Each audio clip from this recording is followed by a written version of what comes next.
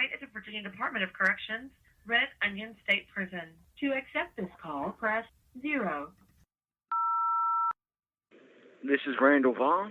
I'm currently serving 1,214 years in Red Onion State Prison for capital murder in Pound, Virginia, in the USA.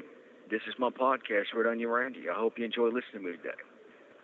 I had a question from a listener, Mikayla who asked me, well, she started off by saying that, she had a very abusive childhood, the same as I did, and that, she has a lot of anger, and that she's so much so that she's afraid she might wind up in prison herself someday because of her anger issues, and she's a small woman, so she doesn't want to do that. She also asked me about how do I deal with my anger? How do I overcome that? How have I overcome my childhood?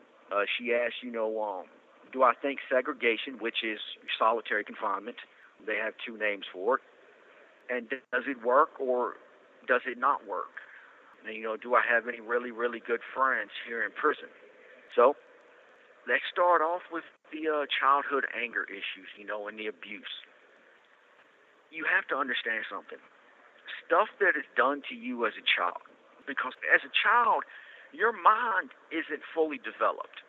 And you have complete and absolute trust in your parents, in your legal guardians, in the adults who are raising you.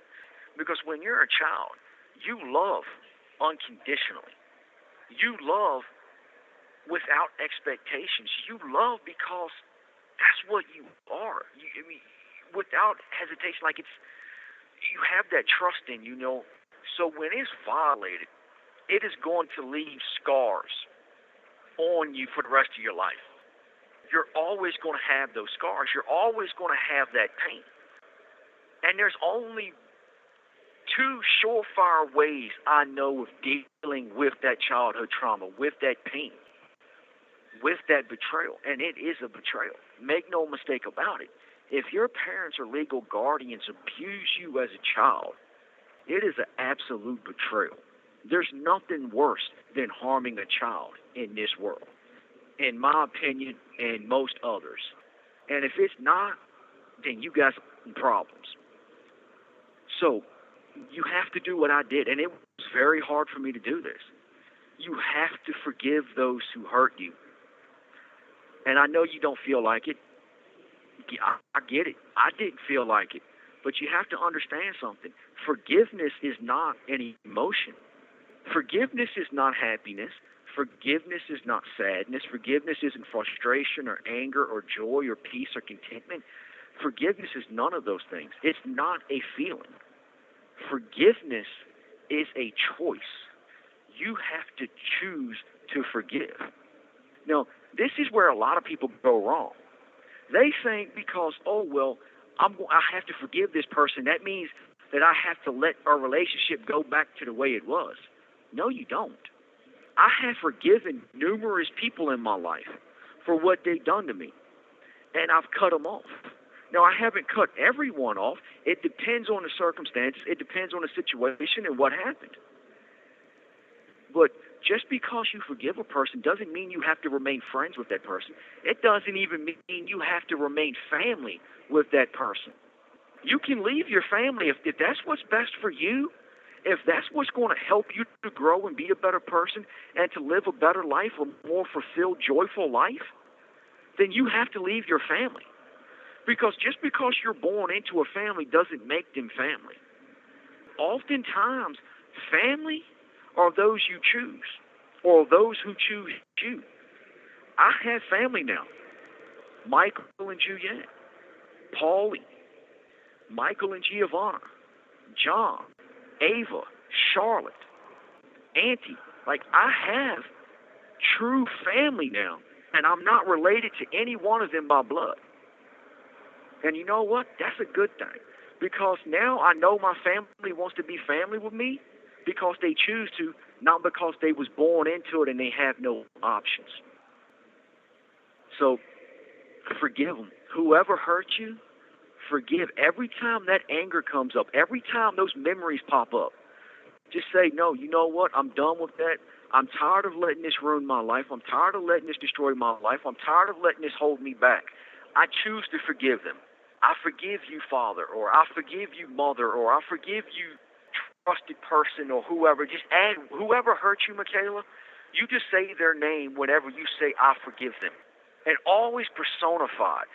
And you keep doing it over and over and over again until it starts to come true for you. That's what I did with my dad. That's what I did with my mom. That's what I did with my other family members. That's what I did with foster parents and the people who were in charge of me from the state and all that stuff, social workers and everything. I had to forgive them for turning their back on me. I had to forgive them for being lazy and not caring about me. And it took me years to do it. It took me years to get over it. But every time those emotions came up, I forgive. Now, I wasn't perfect with it. Sometimes my anger and my emotions would boil over and I would start thinking about nasty things or whatever. But once I started to calm down for it, I said, okay, you know what, I had a bad episode there. I'll forgive myself for that, and I forgive them too for putting me through that again. You have to forgive. And remember, it is a choice. The next thing you have to do, you have to find someone whom you can talk to about this. And you have to go into detail of what was done to you. Remember, I did an episode where I talked about being molested. And I kind of went into detail a little bit of what it felt like, what it tasted like. You have to get that poison out of you. Stuff like that, it's like spiritual poison. You have to draw it out. And the only way to do that, you can't ignore it. You can't shove it in a corner because that stuff, just like cancer, it grows and grows.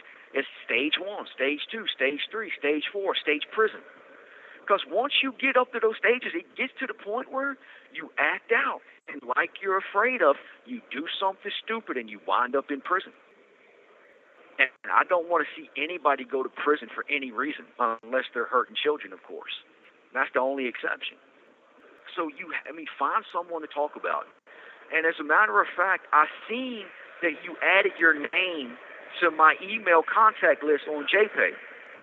And I don't know if you got my response, because I did respond saying, hey, I seen your name was up here, but unfortunately there was no email from you or anything, and I never heard back from you. Write me. As a matter of fact, the next couple of weeks I should be receiving my new tablet, so I'll be able to go in the cell and sit down and write real long emails again, instead of only, writing a couple paragraphs at the kiosk. Talk to me about it. One, I went through it. I understand exactly what you went through. I was beaten. I was verbally abused. I was emotionally abused. I was physically abused. I was sexually abused. I had to go through all those things. I've been through some hell in my life. Talk about it. Because once you start talking about it, you feel better. You're unloading that burden.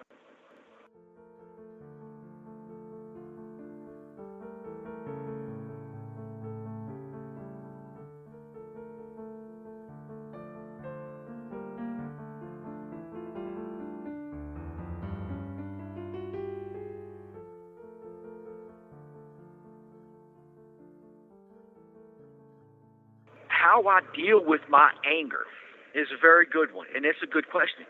You have a lot of people, they'll want to go and roll, like in prison, they'll want to roll their mattress up and hang it up, or set it up on the wall, or, the table or the sink or whatever, and they want to sit there and punch it when they get mad. That's the worst thing you can do. I don't even recommend exercising when you get mad, and this is the reason why. If every time you get mad, you go punch a heavy bag, guess what? After a while, it can be months or it can be a couple of years, you're going to get put in a situation where you're standing right in front of somebody and they're going to say or do something that's going to piss you off, and you're conditioned to punch. So that's what you're going to do. You're going to wind up punching them in the mouth, and then you're in jail for assault and battery. So never do that. Every time I get mad, I won't even let myself pace the floor, because when I pace the floor, I'm amping myself up. My heart rate rises, my blood pressure gets going, and, my adrenaline is flooding me. And then by doing that, I can't think calm thoughts because I'm up pacing back and forth. So I make myself sit down on the bed. I'll make myself sit on the floor in the lotus position, and I'll make myself breathe. And I constantly remind myself, it's not worth it. It's not worth it. It's not worth it. As a matter of fact, I just had a dude in here. He came and borrowed 3 stamps from me. So I gave him 3 stamps. And they were the last 3 stamps I had. But I gave them to him because he needed them. And it's been a couple of weeks and he hasn't paid me back. So somebody else came and said, hey, look, man, dude, I really, really need to write my sister. And this is an older black guy. And he doesn't really get money from the street. He has a little job, but he's trying to make ends meet. He's trying to eat and everything. And so I'm like, dude, tell you what, man, go tell so-and-so those 3 stamps that he owes me just to go ahead and give them to you, man, and then you can pay me back whenever it's convenient for you. Tried to help the guy out. Dude, so he went and told him, some dude was like, nah, man, I ain't giving you nothing. So you bucking on me, dude? Do you know what I will do to you for this? And I started to get mad. And I had to remind myself, nope, stop, be humble, Randy, be humble. And I literally said that out loud to myself, and I made myself sit down and said, no, I'm not going to do this. I'm not going to get upset over this. It is what it is. You know what I'm saying? It's $1.50 something. It's no big deal, man. You can afford to lose that. He'll never get nothing from me ever again. He burnt that bridge. Okay, that's a small price to pay to find out someone's true character. Now I know his true character. He'll never get nothing from me, and the guys I hang out with in here, I will make sure that they never give that dude nothing neither. He's dead, figuratively speaking, of course. But that's how I deal with it. I remind myself it's not worth it. I don't want to go back to sex. So in your case, you have to say, look, I don't want to go to prison. I don't want to destroy my life. I don't want other people telling me when I can use the bathroom or when I can eat or when I can call or watch TV or do this or do that. Prison freaking sucks. There's nothing good in here. Prison sucks. That's how you have to control that anger. You have to make yourself sit down. You have to make yourself breathe. And you just have to tell yourself, don't do this. Don't put yourself in this situation. It works. It's not easy. Sometimes you're going to fail. Sometimes you'll start to do that, and before you even realize it, 5 minutes have gone by, and you done pasted a damn hole in the floor and murdered 47 people in your head. Because that anger, sometimes, when you first start off learning how to control it, it controls you. That's why I've told guys in here time and time again, you have to learn to control your emotions. Because if you don't control your emotions are going to control you. Never allow yourself to be a slave to your emotions, to your feelings. Learn to control them, because once you learn to control them, you control yourself. And when you control yourself, you don't put yourself in stupid positions to wind up in prison or to stay in prison and so on and so forth. So those are my techniques. Now, to answer your question, do I have friends in prison? I only have one person that I truly consider a friend that's in prison with me, and that's my buddy Frank. I've talked about him in episodes past. Unfortunately, we're no longer together. He's over there in D1 still, and I'm over here in B2, general population, working my way down. Frank is at that stage in his life. He no longer wants to be in population. He just doesn't give a damn. So he's just basically going to stay over there where he's at. He gets to come out in the pod for 1 hour a day. He gets 2 hours on the rec yard a day, and he's fine with that. He'll take a shower. He'll sink to the kiosk, use the phone when he needs to.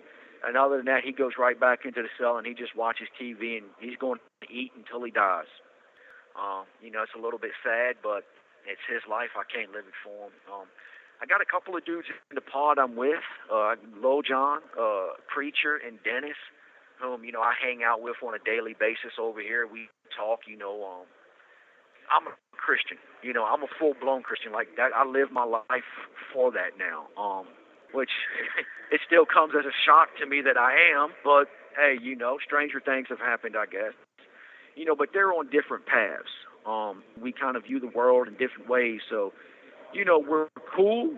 I wouldn't let any one of them get jumped if they need something. As a matter of fact, Lil John, his money got messed up and he wasn't able to go to commissary, so I gave him like $15 of food, so like we have that between us and everything. And, Same thing with dentists and preacher and whatnot. If they need something, they know they can come to me and I'll give it to them. Same thing. If I need something, I can go to them and say, hey, I need this, and guaranteed they'll give it to me. As a matter of fact, before John's player messed up, he used to let me borrow his player all day, and I can listen to music, play a couple of games on there while I'm waiting to get my new one. Dennis does the same thing. As a matter of fact, yesterday I had his player all day long, and I was sitting there listening to some music, and matter of fact, I was listening to Camila Cabello and Becky G. Now, a lot of their songs, especially Becky G's, is in Spanish, and I only know a couple of words of Spanish, but I love the way her voice sounds. And, so I listened to it, and he's kind enough to let me do that, even though it meant he didn't have his player all day long. So we kind of have that closeness and connection, and, we're friendly with one another, and we're not going to let nobody get jumped or get hungry or be out back or whatever. But, as far as like true, genuine friendship, I don't give friendship to just any old body. I've told a couple of people in the last few weeks, we actually got to talking about friendship on the phone. So, for example, my buddy Guinness in Ireland, he's a journalist, and sometimes he covers some pretty scary people. And I sit there and told him, look, dude, if you ever get into something and I call you and your girlfriend picks up and tells me, hey, look, he's in the hospital, man. These guys beat his ass. I'm going to break out of prison. I'm going to make my way to Ireland. I'm going to find him, and I'm going to put him in the dirt, because you don't put your hands on my friends. I take friendship very, very seriously. It's life or death to me. I don't have casual friends. If you're a friend to me, you're family to me. So you have 1 minute remaining. I have guys in here that I'm cool with, but I'm very careful with naming them friends, because if they go start something and I call them a friend, I have to ride with them, and I don't want to put myself in a position or a situation where I'm going to add time to myself, or I'm going to mess up, what I got going on, because I'm trying to get out of prison. I'm trying to get out of Red Onion and so on and so forth. As far as solitary confinement, I've talked about that numerous times, so I'm going to answer it with a simple word. No, it does not work. It's more harmful than it is beneficial. That's my answer. I hope you enjoyed listening to me today. This has been Red Onion Randy. For those of you who listen to me on Apple Podcasts, please review me and rate me, preferably 5 stars, but I'll take whatever you think I'm worth. Take care. Stay safe.